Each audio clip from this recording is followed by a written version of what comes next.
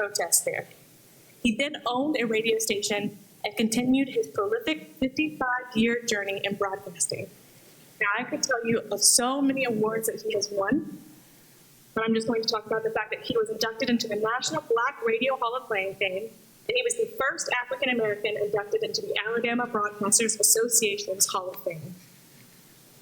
I also want to mention that he is the president and founder of the Maddie C. Stewart Foundation, a national nonprofit organization dedicated to reducing the dropout rate. He established the foundation in honor of his late mother, Maddie C. Stewart. To date, the foundation's tools are estimated to have reached 19 million children, educators, community leaders, and parents across 49 of the U.S. states. And interviewing him today is going to be the wonderful Rosanna Smith, and you may recognize her from WSFA. She is the co-anchor of WSFA 12 News First at 4. And Rosanna, I'm going to hand it to you. Thank you so much. So glad to have you all in here. This is going to be a fantastic conversation. I've already had a chance to talk with Mr. Stewart, and when I say laughter is good medicine, I mean it, and also the fact he has a wealth of knowledge. I want to first off just start with the fact that, you know, you grew up in poverty, family tragedy, so before we even talk about... Thank you. Before we even talk about your long, successful career as a DJ in radio, talk about growing up. You're an author. You wrote Maddie C's Boy. So talk about growing up and how that led you to where you are now. Well, thank you very much. Good evening. How's everyone? Oh, y'all sure look good. Boy, I see an old dude sitting right in front of me. Why you sit there? Why never a nice-looking person come and sit there? Why you have to sit right in front of me? No, I'm kidding you. No, it's great being here. To answer your question, yes, I did have a rough beginning, but I don't dwell there. Yes, I did. I witnessed... here's what I'm going to say. I hear so many people talk about, I failed because I had this. I failed because I did that. I failed because of this. And I look at it and say, damn, why you do that? Stop complaining about it. Let's do something about that now. Let's correct it. What happened with me, I was 5 years old, in 1939 to be exact. My older brother, who was 2 years older than I, we witnessed our father killing our mother with an axe. It was very hard. She had just given birth to our baby brother, who that March, and this was in August or July of that year when this happened, and she had another little boy, Sam, who was 2 years old at that time. So it was 4 of us. Well, Daddy, we saw what he did in Homewood, Rosedale, Alabama, here in the state. We told the people that Dad had what he had done, and Slim, you didn't do that, did you? Mama died 4 days later. He was never prosecuted about it. We were given away at the funeral, my older brother and I. Then 4 months later, an aunt gave us back away. 2 years later, my brother, older brother, left. In 1941, I left Rosedale and came into the streets of these United States of America as a homeless kid. No one knew who I was, where I came from. I lived in a barn there in Irondale. I lived with a white family, believe it or not, 1943, 1940, 1945, 1946. The Negro, well, I've been so many damn things since I've been born. My birth certificate says I'm colored, then I became a Negro, then I became colored again, then a Negro again. Well, anyway, I lived with a white family, and at the same time, they didn't know that I was living with a white family in this 3rd, 4th, 5th, 6th, 7th grade. Well, by the time I got in 8th grade, I had to get a birth certificate, and I had been spelling my name Shurley because my daddy couldn't spell, he couldn't read nor write. He told me my name was Shirley. Well, I had to get a birth certificate, the state of Alabama. I went down there to get a birth certificate and gave them my name Shirley. They said, your name not Shirley, fool. Your name is Shelley. I was so glad my name wasn't Shirley no more. But I was born September 24th instead of the 4th. Anyway, I became a street kid. I learned to read. The thing was get education. People did not know who I was. There was no such thing as me going to reformatory school, we called it at that time. I was scared of it, but I was not afraid to take care of myself. I was not afraid of white folk. I was not scared of black folk. I was able to take care of myself, but I could read real well. That was the key to everything, and my success was because I could read. Wow. Whew. That's a lot. That is a lot, but it is what it is. Yeah. I did my background research about you, and before, when we look at what we want to do when we grow up, you wanted to become an attorney, correct? Oh, yeah. And I feel very much so a connection to that because before broadcast, that's what I wanted to do. So when did you make that shift when you said, I want to be a DJ? Like, when was the first time? I never wanted to be a DJ. I never did. Really, I told a relative that I wanted to be an attorney, and boy, he like, oh, what the hell do you mean, a Negro gonna be an attorney? Who you gonna practice for? Ain't no attorney. Well, you better learn to work in the school or do something. Anyway, that's the kind of conversation. I never wanted to be that. I went to Parker High School. I was hiding my background. No one knew that I was a homeless kid. I'm going to call her name right quick. A young lady who you would know, she's Colin Powell's widow now, Alma Powell. Alma Johnson was her name. She was going to that same school. I'm a little dark-complected dude, you understand? These light-complected, and that was what you call colorism. I'm real dark and had the light. They say, if your lights are bright, you can sit in the front, Go in the back, the darker you are, go back. In other words, you're white, you're right, you're bright, you're right, get your black, get back. Well, I was that guy that was told to kind of get in the background. Well, I had a personality, so I was telling people, go tell me to do anything. I had a bad habit of standing up for the right thing. I did not care about you being lighter than me or brighter than me or whatever. I just wanted to do something. Well, I went into school and I applied for a little role in a school play called You Can't Take It With You. And they told me that they couldn't let me have it. So I was too dark. This is a Negro school. I was too dark to be playing the play. So I complained to the superintendent, L. Fraser Banks of Jefferson County, about the school. And because of my bad mouth and my bad habit, the director, Bobby Jones, I'm gonna call his name now, he was a teacher. He was real light-complected, boy. He finally said, we'll change the play. So they changed the play and gave me the part of the butler. I became the butler in the play, but I became a star butler. So I became the butler in the play, and I became such a popular guy on that stage that everybody laughed about it, and they loved because I made fun of my part. Well, I could speak very well, so what I did, I applied for the orator contest, state of Alabama. So they said, well, you can't do that because you're too dark, too. And I'm at a black school, but they don't say black at that time, Negro school. Well, I'm sorry, racism, colorism, all ties in even today. Well, I got in the radio. What happened was I, in return, wrote my own play, and never will forget that, own speech rather. It's called Speaking as the Master, the Sermon on the Mount.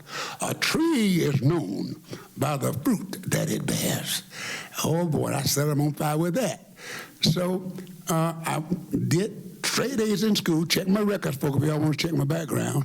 I was making honor in school, but I still couldn't get a scholarship. So what I did, I decided I'd take another route. I went to school, dramatic club, went to the radio station, WEDR, to be a high school reporter, and became a talker on the air.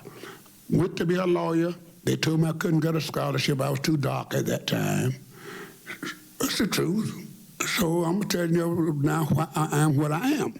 So I became Shelley, that guy to talk on the radio, talking to the masses, not the classes. I refuse to talk to y'all about who you are, what you look like, what color you are. I believe in talking to you as a human being. So that's who I am today. I started broadcasting in 1949. I did my last broadcast in 2002. So here I am today talking to you. 1949. You were able, during that time, to, back then, that word, the word I'm about to use was not used, diverse. A diverse audience. Never heard of diverse. So either black or you white. You were able to create some waves with that. And then in 1957, you read a piece of literature that changed the game. You want me to read it? No, you don't. You don't want me to read it. I have it here. I read it. You want me to read the first line of it? I'll read that if you want to. Why not? Oh, I'll read it too. Okay, I'll read what I did. I didn't know what I was reading, but it didn't look like this then. It was a piece of paper, and I was at an audience from 1949 to 1957. My audience was black, white, all mixed, everything. The white kids were hiding in the closets with their transistor radios to keep their mothers and fathers from knowing they were listening to a Negro radio station. These white girls, when they were called, and I was getting in trouble because if the girls from the school, Shades Valley School, would call, I would say, "Hey, darling, how are you, sweetheart?" And folks said, "Oh, you're talking to a white girl." But to me, it was a girl. And white, "Hey, brother." So I was saying that in the early years. Well, a man handed me this on a piece of paper and said, "Oh, I like this." And I read it. And here's what I read in 1957 that I didn't know it was meaning, but I'm going to read it today. Y'all don't mind me reading a little bit, do you? Here's what I read. In my bag here, I have a foolproof method for controlling your black slaves. I guarantee every one of you that if installed correctly, it will control the slaves for at least 300 years. My method is simple. Any member of your family or your overseer can use it. I have outlined a number of differences among the slaves, and I take these differences and make them bigger. I use fear, distrust, and envy for control purposes. These methods have worked from my modest plantation in the West Indies, and it will work throughout the South. Take the simplest list of differences and think about them. On top of my list is age, but it is there only because it starts with an A. The second is color or shade. There is intelligence, size, sex, that is, size, plantations, status on whether the slaves live in the valley or the hill, east, west, north, south, have fine hair, coarse hair, or is tall or short. Now that you have a list of differences, I shall give you an outline of action. But before, I shall assure you that distrust is stronger than trust, and envy is stronger than adulation, respect, or admiration. The black slave, after receiving this indoctrination, shall carry on and will become self-refueling and self-generating for hundreds of years, maybe thousands. Don't forget, you must pitch the old black male against the young black male, the young black male against the old black male. You must use the dark-skinned slaves versus the light-skinned slaves, the light-skinned slaves versus the dark-skinned slaves. You must use the female slaves against the male, and the male slaves against the females. You must also have your white servants and overseers distrust all blacks. But it is necessary that your slaves trust and depend on us. They must love, respect, and trust only us. Gentlemen, these kits are your keys to control. Use them. Have your wives and children use them. Never miss an opportunity. If used intensively for 1 year, the slaves themselves will remain perpetually distrustful. Thank you, gentlemen. This speech was delivered by a white slave owner, William Lynch, on the banks of the James River in the year of 1712. I read that in August of 1987. I had no idea that I would be reading it today here in Montgomery, Alabama. So we're talking about, 3 years prior to the civil rights movement, or what we've known as the civil rights movement. Yes. But even then, before then, you had been warned by the KKK to stay off of the air. There was even you may even want to expound on this incident where you had to flee from the KKK. I shared with you before this appearance here. I had to share with her the newspaper article that appeared in 1958. I was broadcasting at WEDR. I was broadcasting that day with my so-called diverse audience, the largest listening audience in the state of Alabama. It was about the masses, not the classes. And because of so many black and white people, children were getting together at that time, in the 50s, the Ku Klux Klan decided they didn't want me to broadcast anymore. According to the article that I shared with you earlier today, I didn't want you to think I was lying about it. Then it said the Negro station was on to get off the air and stay off. While I was broadcasting, the Ku Klux Klan was out sawing the guy wires on the radio tower. I was on the air, and I said, I had a call, said, Shelley, we're losing your signal. And I said, we're losing, what's wrong? So the radio tower was about 8 or 9 miles from the studio.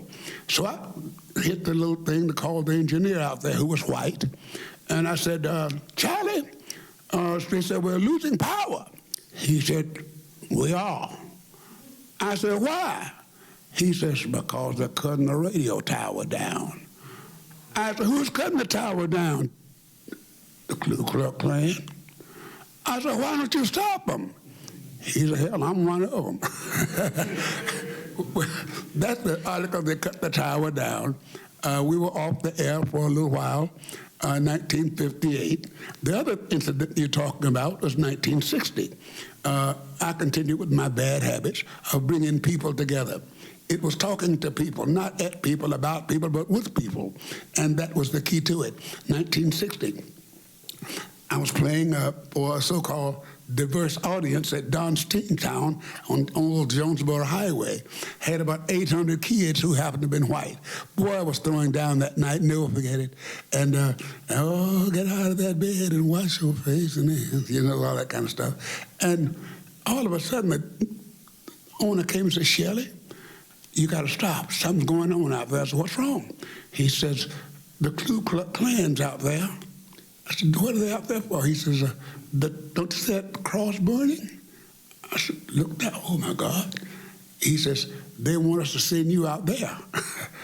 I said, send me out there and the cross burning?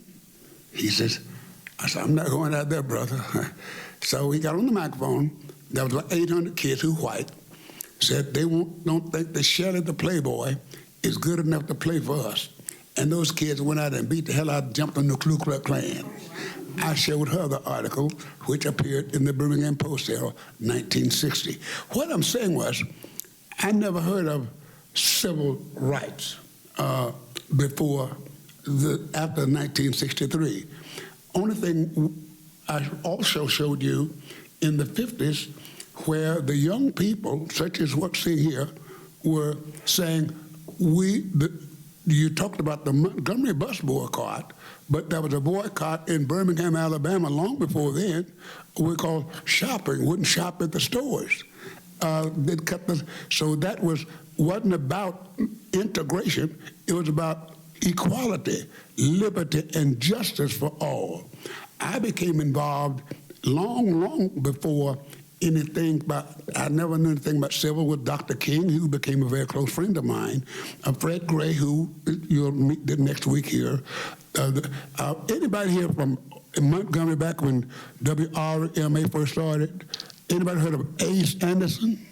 You did, okay. Ace Anderson, and those guys was there. I sent another guy to Montgomery from Baton Rouge, Louisiana, a guy named Al Dixon. You ever heard of Al Dixon? Diggy Do? Well, he was my group out of Baton Rouge, and I brought him over here long before you guys. But here, what I'm saying is, we dealt with, back in this radio days of my coming, the 50s, we believed in freedom, liberty, and justice for all. We never heard anything. If you check your records, young lady, I told this nice sweetheart here today, all of the mission statements with the Montgomery Improvement Association, your Alabama Christian Movement of Human Rights, your SCF, all of them, it says, it never said themselves, called themselves a civil rights organization. Here's what they used, what was in there about civil rights. If y'all check it, it says, we will commit civil disobedience in our fight for human rights. And that is what it was. It was says, I'm not afraid of your jail. I want my freedom. Never did anyone say, I'm not afraid of your jail. I want my civil rights. If you can expound on the role radio played in the movement, like, you know, a lot of us here, you know, we're in the digital age, you're on social media, but back then it was radio. So what role did it play? It was very simple, but not so simple. You had people who did not want to leave the old ways. The older group was afraid of, you know, saying, I'm tired of being beaten. I'm tired of going out the back door. I'm tired of having to go to the back of the bus to ride. I'm tired of walking into the alley and can't go to the restroom, but the men and women having to go behind the stores to use the restroom. It became, I'm tired. So there was people who were tired, and then there were people who said, let's not rock the boat. My boss said they'll fire me if I say I'm tired. My boss said, and so they were afraid. Many black people, because at that time, it was black people didn't want to be called black. If you call somebody black, they get mad as hell with you. They go, don't you call me black. I ain't black. I ain't black. So wait a minute. So there's a guy who was a friend of mine, showed pictures with us. His name was, maybe you heard him, I don't know whether you have or not. His name was James Brown. Say it loud. I'm black and I'm proud. Say it loud. I'm black and I'm proud. So radio began to say a message through the music. So if you heard back in those days, the musicians began to get into it. And so we'd start passing it through the songs, you know. So we did it that way. And getting the music out there and getting the people involved through the music. You know what I'm saying? You understand? So the radio personalities became the piece through the artists who were singing it. So we were passing the message to you through the music that we were playing. Now, you did not know it. There were some Negroes who were on the radio who said, I'm not going to play that. That's not for us. You have some black people on the radio. I'm serious about that. Well, you see, or that's too black for me. What the hell was that? But it's the truth.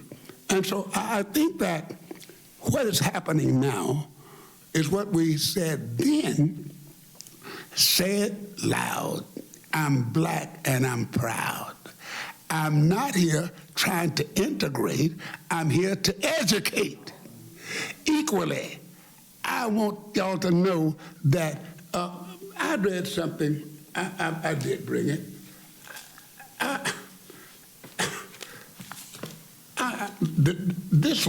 was on the air, and y'all talk about now the books that in the schools. I did bring it. I'm sorry, young lady. But what I was taught, look, see if you can find that for me, please. A piece that That right there. Yes, thank you. This piece here, for an example, I knew it on the radio. I knew this existed. Many of the guy I mentioned, Ace Anderson in Montgomery, we knew about it. Diggy Doo, who y'all know him over here, is Al Dixon. He knew about it over there. Others in Tennessee and Mississippi and other black radio announcers, we knew this existed, this document here. I'm one of them. By the way, I didn't tell her, out of all of the original black radio personalities in the United States, the original ones, I'm the only one still living. Wow. Give me a thank you. All the rest of them are dead. I'm the only one still living. But here, since y'all are going to talk about what they talk on television now and what shouldn't be taught in schools, I'm going to tell you what I was taught in school, in Alabama public schools. It was written, the copyright, Joel C. Dubose, and they taught me this in Alabama schools. And here it was on page 189, chapter 21, Negroes. And here's what it says. I was taught in Alabama schools. 1, effects of civilization. The 10 millions of Negroes in the United States place a great responsibility on the government. In the earliest history of this country, ships from Africa were unloading savage Negroes from America upon American shores to be sold into slavery and to be schooled in the arts of peace. Whatever may have been the evils of slavery, contact with the white masters and their families have been the most civilizing and uplifting influence that ever came to the Negroes in all the ages. Oh, my God. Business and humility have combined to make masters kind to their Negroes. This was taught in Alabama schools, and I'm looking at the book here, and this is what they said, we don't want, that's what they were teaching in the schools. That is. So the jocks on the radio, I was one of them, was bringing people together saying, I am a human being, not just a slave. I'm a human being, not just a descendant of slaves. I am a human being. That's why I became a mass communicator, not a lawyer, because a lawyer can switch defendant, you understand, a prosecutor. I want to be, in other words, there's your side, there's my side, but somewhere in the middle, there's the truth. You helped Dr. Martin Luther King mount the historic Children's March through the streets of Birmingham. Talk about that. Oh, that was crazy. I've never seen so many scared black folk in my life. I'm serious about that. Fred Shellsworth, we had started in the 50s trying to get African Americans, we decided we in so many different things, black folks, want to go vote, go to the polls, vote. Well, they're going to do what they want to do anyway. But we had trouble getting black people. We were afraid because their bosses had told them not to go vote. The bosses had told them if they get caught at the courthouse, they'd fire them. So the people were telling us what was going on. When I said the people, they were telling some of the radio personalities what the folk were telling them. So we were aware of that. So we couldn't get the black folk to attend the meetings because they were told if they attend the meetings, they would be fired. So Martin, Jim Bevel, Andy, all of them, they came. What can we do to get the black people inspired? Well, let's talk to the young people. The young people, we're talking to them like y'all, and they start, don't y'all tell my children that. My children got to do what I say do. My children, well, they're not going to do this. And so we decided, well, We're sent in the neighborhood. So we send people in every neighborhood within Birmingham, not to the churches, because there's some snitches. We had some black folk telling the white folk everything was said at the meeting. So we said something publicly in the meeting so that some snitches would go back and tell Bull Connor. We knew they would go back and tell Bull Connor.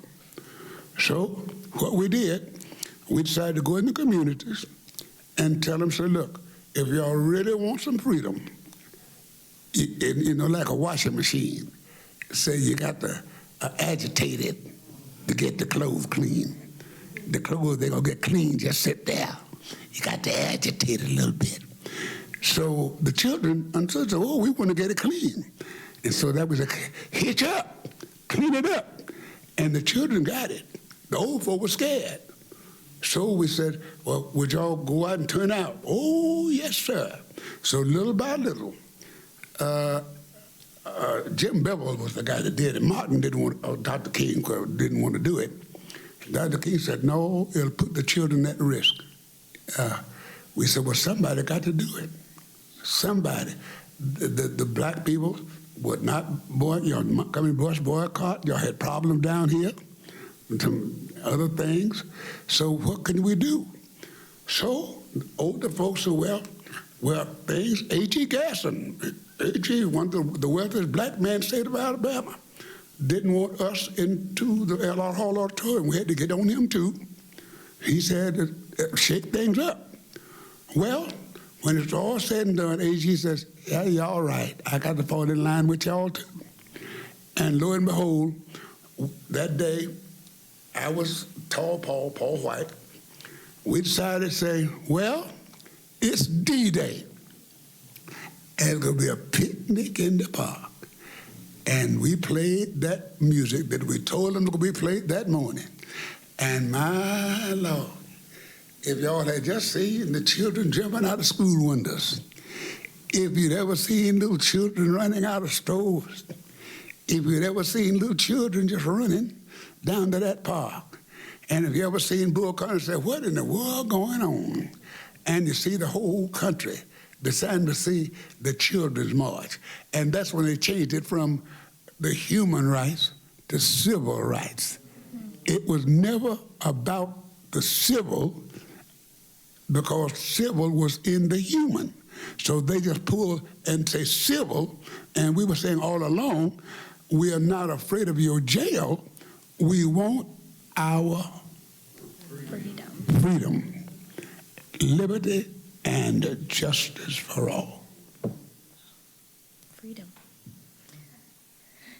I got a question. Yes. Did any point did the radio go on and express to the community that it was illegal for employees to fire them? Repeat that to me for me. At any point did, say that one more The time. radio go into letting the community know it was illegal for the employees to fire them? Did any point, at any point did like the radio go and tell the community that it was illegal for their employers to fire them? It was, yeah, we told them it was illegal, but remember you had two different things here. You had a judicial system that was segregated, so you didn't win at the courthouse. You understand? You went to the courthouse. I can tell you right now, I went to vote, and you said legal. When I went, me personally, I'm 88 years old. Don't I look good? Anyway. You do. I went to vote at the Jefferson County Courthouse, and I went up there, I'm serious about this, and they had a line there, at a rope down there, colored white. But before you got there, you had to take a test downstairs, then you go here, and you go up there and pay your poll tax. Had to pay a poll tax. And then had the color side, the white side. But you had to take the oral test down here, but over here, a written test down here. Up here, oral test before they handed you your. So on this side, this is a true story. On that side, the white guy pulled up to the thing, and she said, hello, how are you, Mr. whatever his name was. Yeah, good, you're going to be a registered voter. Good. What was the Constitution of the United States signed with, a pen or a feather? I'm serious. He said pen. She said, that's right, and approved him to be a vote. I'm standing right here. So I said, okay. She says, Stewart, what did the United States, what the Constitution, with pen or feather? I said, pen. No, it's done with a feather. So that is what I'm talking about. You get to court. I have been at Jefferson County Courthouse when Cecil Deason was the district attorney, when the district attorney was standing before the judge and standing before a judge, and a black man said, Judge, if you don't prosecute and get this nigga 100 years, I'm going to jump out the window. I mean, I can tell you, so the justice system was not equal. And so that's what you're talking about, the civil side of it. But they were treating you as not as a human being. No, you answer your question. Yes, we did tell them that it was against the law. It's still against the law, but you can circumvent that. Not a corporation in this country, if they really want to circumvent the law, there's a loophole for them to do so. Don't kid yourself. So that's what I'm saying. I'm just saying that I think that this is a country where I believe in human beings being fair to each other. I didn't say I want to sleep with you, fool, just to be equal. I said I want the equal respect. At one of the meetings here, some of Alabama's most wealthy people, I was at a meeting a few years ago, and one of them, I walked in, and he said, Shelley, we're glad you're here. We accept you. We really accept you. I looked at him, I got my little stuff, and I hit it out the door and said, Shelley, where are you going? We talk. And there was about 5 of them. I said, you said y'all accept me. I said, I'm not going to be in any place where I'm accepted. I must be respected. So that's what it's about. I'm going to respect you, and you respect me. And that's what it's all about. Equality. That's what I'm here to say, that this building, I was telling the young lady here today that we have to fight for it. There's an article last week in one of the papers. It said the struggle continues. I'm not here telling you that I'm angry. Angry? No. Stop being angry. Anger, spell it A-N-G-E-R. Spell danger, D-A-N-G-E-R. Just one letter away. Don't let your anger cause you danger. Don't do that. Don't let your anger cause you danger. I do want to open it up for questions, and we do have a mic that will go around. If anyone has a question. Please do. Come on. Legs. I'm going to run as fast as I can. I'm so glad you brought up the issue of respect, because we have so much anger and division in our society today. I've seen it all over this community, the idea that we start the beloved community with character movement, and that we show respect and use Dr. King's words about character and respect. I would like you to comment on this. Respect, say it again. Character and respect. Comment on that. First thing about it, there's a young lady who was a great friend. She's dead, but she was a great friend of mine. And there's a guy who I served as his PR director for a long time. There's a song, R-E-S-P-E-C-T, Give Me Respect for Me. Otis Redding did it first, and then Aretha Franklin. Both of them were friends of mine. I was director PR for Otis and a great friend of Aretha. So respect. I believe that respect is earned. You're going to give me, you're going to actually respect me because I earn respect, not because of my color. Don't do that. I tell you why I said that. I came up in an era in Alabama when a young girl who happened to have been my same age was 16 years of age, and the family knew of us. I'm a Negro at that time, and her name was Jan. And I said, "Hey, Jan," and her mother and father said, "Shelley, Jan is 16 now. She's white, and why don't you call her Miss Jan?" So you had to, it was that way in so many cases. So that respect because of racism, you got to respect because I'm white. That was, so we had a different definition of respect.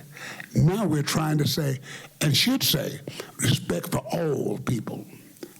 It should have been then, it wasn't, and it's not that way now because you didn't do it the right way from the beginning.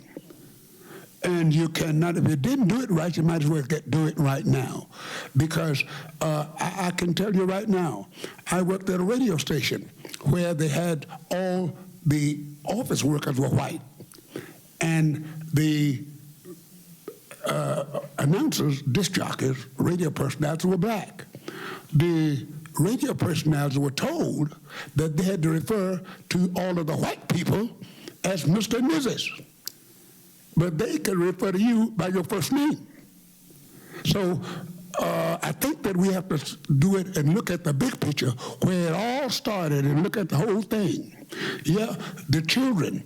I recall when children would say, "Yes, ma'am," "No, ma'am," "Yes, sir," "No, sir," "Thank you," "No, thank you." Oh, but no, not now. Because children, I can tell you right now, I watch things at school when they still start the so-called integration, how the conversation somewhat changes too.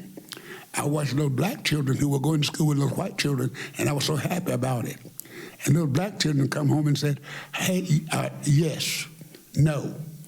And the mama says, "You've been saying yes, ma'am." Well, my friend don't say yes, ma'am to her parents. They were going to take on the habits what the white kid did.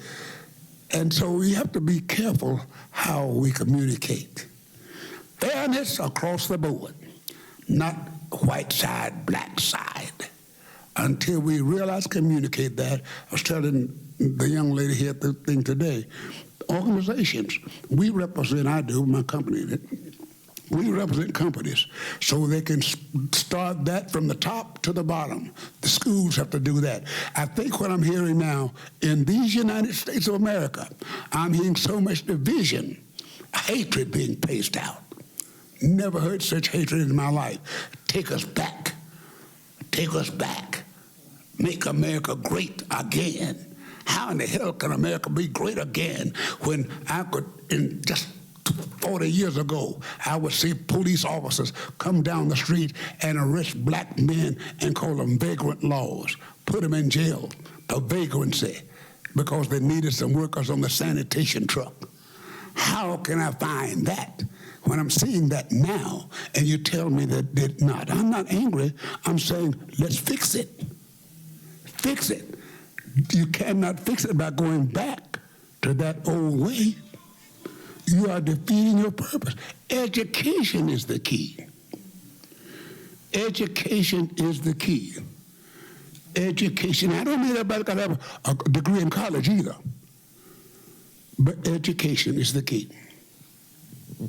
Sir, were you also involved with the Montgomery Improvement Association? Yeah, I was involved with anything about improvement, yes. Anything with improvement, I was involved in it in the state of Alabama, anything in the United States of America. I happen to have been involved in it throughout this country. I did not look for any, matter of fact, I don't think that the people who invited me here knew exactly who I was. I don't think they did. They didn't know my total background. No, they didn't. Because that's something I don't do. I don't hold myself out as a leader. I am a part of you. And I'm not going to tell you that I'm a leader. No, I live good.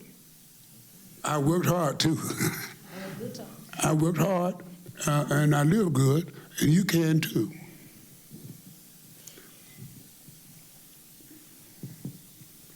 Y'all come up. There, right there, that man right there. That nice looking fella. I don't need the mic. I'll just... Yeah, you do, but because I don't have my hearing aid on. Okay.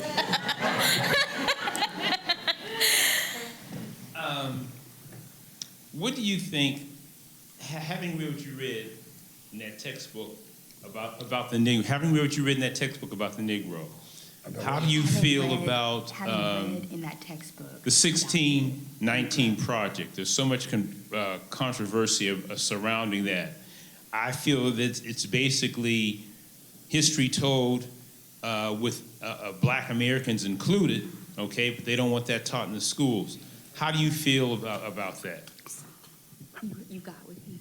How do I feel about it? How do I feel about it? How do you feel about that versus is it 1619 Project? 1619 The Project. 1619 Project is bringing this out. Right. The 1619 Project is saying, here's what happened. They had this in schools, and then they turned around and realized that there was a problem. I'll give an exchange. Because many politicians have this book. They know what's in it. And on page, I didn't read the other, on page 190,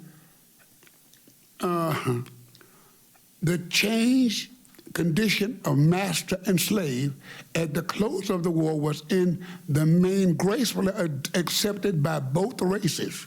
The tender ties that bond them were too strong to be broken by any orders of men or nations. The old plantation left its sweet memories in the hearts of both whites and black members, so deeply implanted that the misguided efforts of politicians, that's today now, politicians, pulpits, magazines, and newspapers have failed to destroy them. So back then, when they had this book, when they published the book, they were saying what the politicians now, they say, these folk are trying to tell white folk that it's best, the sweet memories of slavery, the sweet memories of brutality, the sweet memories. And anyone knows, there's a man on my phone here. His name was George Corley Wallace. He was the governor of this state of Alabama. I showed this lady the photograph. I had a visit one day from a man, George Wallace Jr. He came to my office. He at that time was treasurer, I believe, of the state of Alabama. He called me and said, Shelley, can I talk to you? I said, what did you want to talk to our junior? He says, Daddy want to talk with you.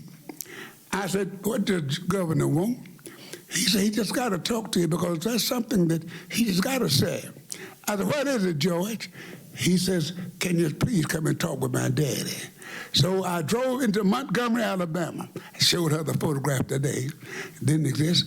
And he sat down in that wheelchair. He couldn't hear like I can hear very well.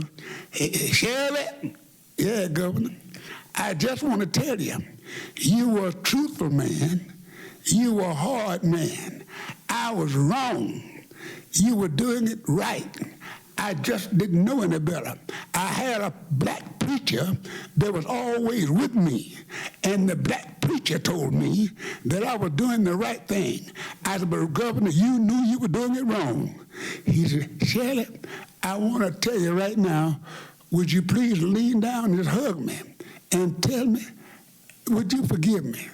I said, Governor, I can't forgive you. I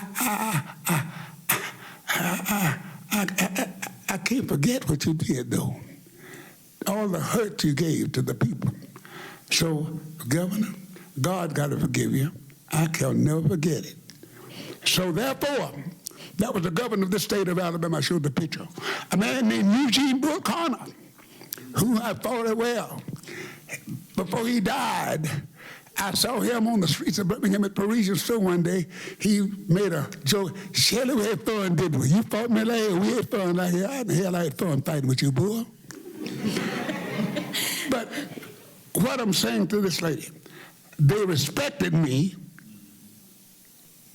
I did not respect what they were doing to the people.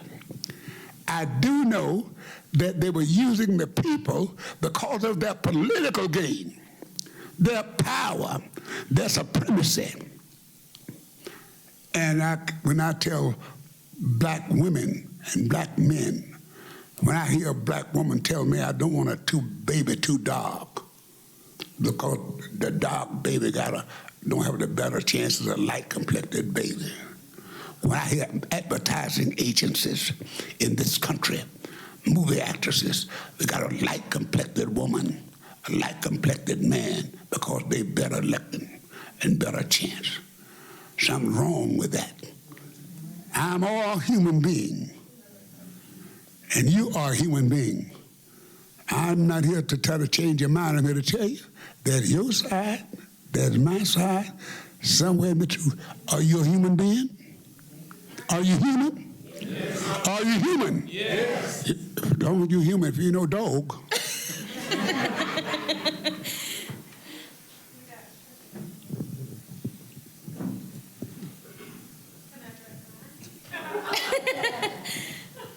Hi, I grew up in Birmingham, so I remember you as a child of the Lord. 60s and the 70s. Good.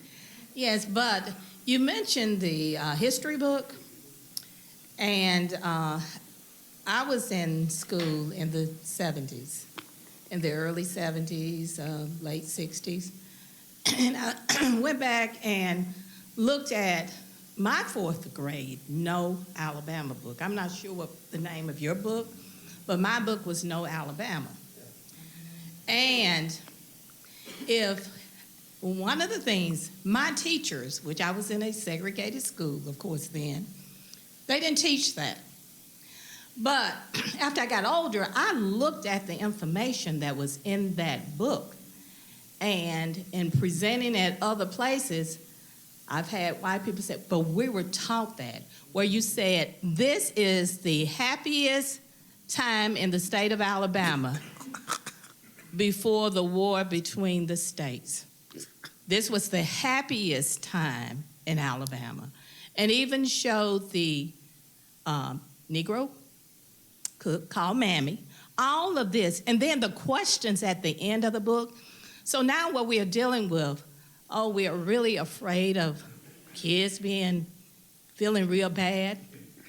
We have, for decades, and I mean decades, centuries, we have poured this into minds of children, and we have not corrected it. And because it's not corrected, that's the reason you're having so many problems now. So it's really important to bring out the past. Yes. To show what the books were like back in the 50s, 60s, and even before that. Yes. And then determine what needs to be taught, because the information that was out there was wrong. It was wrong. So we need to correct that. Thank you very much. May I say something there? You're so right there. When you came along, what this was they burned them. They burned these books. As a matter of fact, we went and looked for the copies, and they took them out of circulation. I'll give you an example how it's done. My older brother, Matty C's boy, I'm the only one living now. My brother, the one older me, was killed November 6, 1951 in Korea. I'm a Korean veteran, by the way. But let me tell you something. In Birmingham, Alabama, I went to, in 1959, 60, 69, I went to get a beer. I'm a veteran, so I go to the Veteran Foreign War to drink a beer. And the VFW Club would not serve me a beer. In Birmingham, I'm a veteran now. So I went on the air, and I said, how many of you veterans, you've been to Korea, and can you go into the VFW? And I got getting calls, all the veterans said, we haven't got, we'll try it. So the veterans start going to the VFW, and they turned them down. I went to the group, so Commander Handy, we had a meeting, and we formed and appealed to the United States government, and we said, we would like to tell you there's a problem with the Birmingham chapter, the Veteran of Foreign Wars. The Alabama veterans now, the Birmingham Veteran of Foreign War, Well, we never give in. So the national VFW says, what we'll do, we will give y'all your own charter. We will not let y'all integrate Alabama. So they gave us a charter, so we said, we'll take that. We'll see what happens. So we formed, they gave us the Pickett Stewart Post 8037. Veteran of Foreign Wars, Birmingham, and so another was applied in Montevallo, Alabama, veteran for because they would not let them either. So we went and I financed it, by the way, that Birmingham chapter. We opened the building, and I'm Shelley the Playboy, so over on the south side by Urban High School. So I took and I put the money up, and so we went and opened up the Pickett Stewart Post 8037 Veteran of Foreign Wars, operated until 1963. The minute that President Kennedy said, cut everything civil, so the federal government said, close it down, close it down, close it down. And so that we closed the Pickett Stewart Post 8037. And I began telling Martin, all of my people, your people in Montgomery, they knew about what we'd done up there.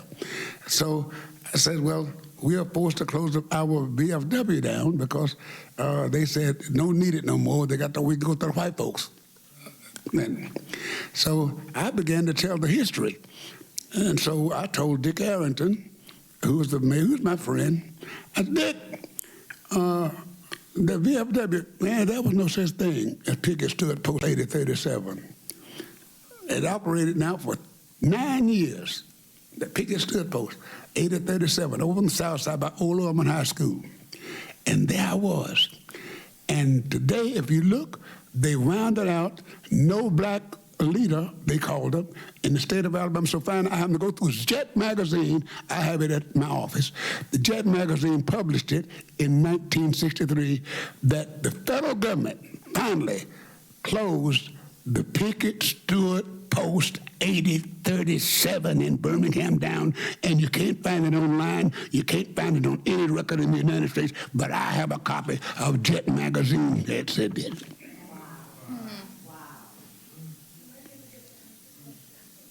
I think this is actually going to be our last question, but I know that Dr. Stewart might be able to answer some questions if anyone else has them, because this is amazing. But I just want to make sure to respect his time, and this might be our final question.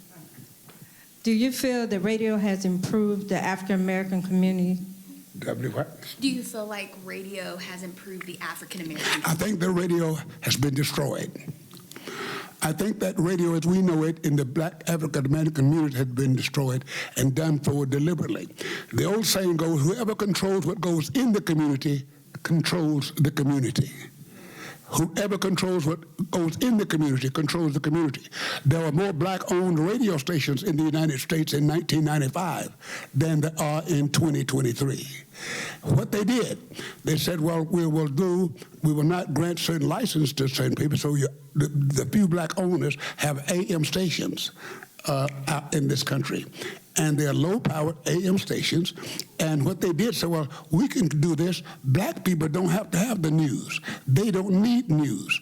Put in the black community, let them have music. So all the radio stations say, we'll play more music, more music, more music, more music, less news, more music, less information. So if you will check this country, in Montgomery, Birmingham, New Orleans, Atlanta, Memphis, Nashville, Cleveland, Chicago, there are no real black personalities on the air because they will not let them on those stations. They said they don't need it, they're too controversial, and it's done by your local and regional politicians. No, you're black in your black media, and where she works, and I don't mind saying this, your television stations, they just as well, your media is controlled by that. Whoever controls what goes in the community controls the community. If you don't believe it, ask Tokyo Rose, if anybody knows through World War II, yeah, that one woman controlled what went on across the sea. I recall reading my history books tell me that Tokyo Rose was telling the U.S. soldiers when they were there fighting World War II, what are you fighting over here when some man got your woman in the bed at home? to make their minds go bad while they're on the battlefield. So what was going on in the community, the same thing what goes on in this country. You find they got on these things now, these phones now are so conservative this, and I'm basically calling you, they use them, I monitor them, and you hear more N words on those things you ever heard in your life. But in your communities, no. Black radio, there's no such thing. Black people said they didn't need it anymore. It has to do with consolidation. FCC changed the rules. That more than one station or two stations in the community could be owned by the same owner. I used to work in black radio. I know what happens with the consolidation of the stations. Consolidation? Absolutely consolidation. I know consolidation because one thing about it, I'm an African American in this country. I tried to go borrow money at the banks. You remember when you get to the bank, they said I had been operating for years as a radio station broadcaster. When I went to get money, the banks in Alabama told me that I didn't have experience, so you can consolidate. Somebody can do the money, but I couldn't borrow money in the state of Alabama. I had to go to Fort Worth, Texas, to get my loan to buy my radio station. Yes, I bought it because one day we will consolidate you, Shelley. Yeah, I know what consolidation is.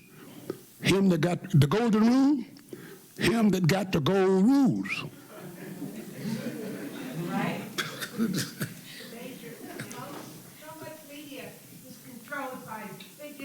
That's who controlled, that's who got the gold. Well, please join me in thanking Dr. Stewart for being here with us today. And thank you also to Rosanna Smith for moderating for us.